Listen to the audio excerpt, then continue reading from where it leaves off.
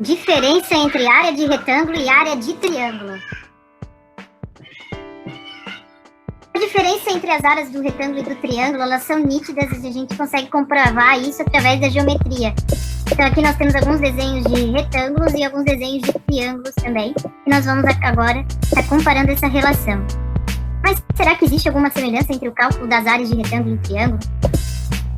Quando nós desmanchamos aquele retângulo original, da parte cinza com essa parte aqui amarelada, né?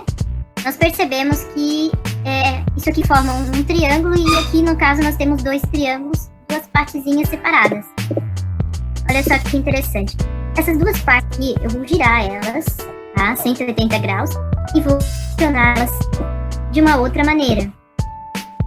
Olha só. Fiz uma rotação entre essas duas partes e quando eu alinho um do lado do outro, eu consigo formar exatamente esse triângulo aqui que foi que sobrou no recorte.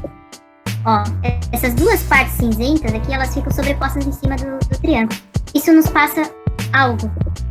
Olha só que interessante. Então quer dizer que essas duas partes aqui, que foram recortadas aqui daquele retângulo original, e foram rotacionadas e uma alinhada um do lado do outro, e fica exatamente em cima desse triângulo, quer dizer que se eu somar essas duas áreas, eu vou ter novamente aquele retângulo original que eu mostrei anteriormente.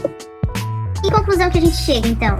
E eu estou dizendo que somar dois triângulos resulta no tamanho na área de um retângulo. E dois triângulos cabem dentro de um retângulo.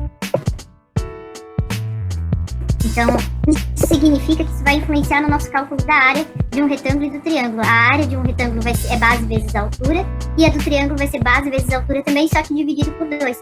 Justamente porque cabem dois triângulos dentro de um retângulo. Tem as duas formas de escrever. Podemos escrever a divisão em forma de fração, ou a divisão com esse símbolo aqui embaixo. E se for outro tipo de triângulo, será que dá certo essa relação? Também, podem ver que esse triângulo tem um formato um pouco diferente. Esse aqui é um chamado um triângulo retângulo, que no caso foi 90 graus, mas eu também consigo perceber que triângulos desse tipo, também equivale a dois desse equivalem a uma área de um retângulo.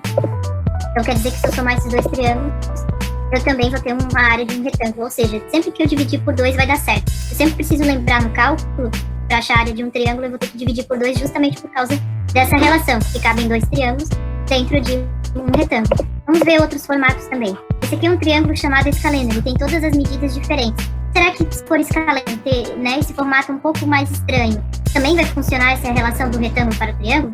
Vamos verificar. Se eu separar, fazer um recorte do que sobrou aqui do retângulo, que não é a parte, no caso do triângulo, e fazer uma rotação aqui, unir essas partes, eu vou verificar novamente se eu consigo chegar nesse triângulo aqui. Olha só que interessante. Estou só rotacionando, não estou mudando a área desses dois pedaços recortados. E agora eu vou sobrecolocá-los em cima do triângulo que estava já destacado aqui dentro do retângulo. Olha só o que acontece.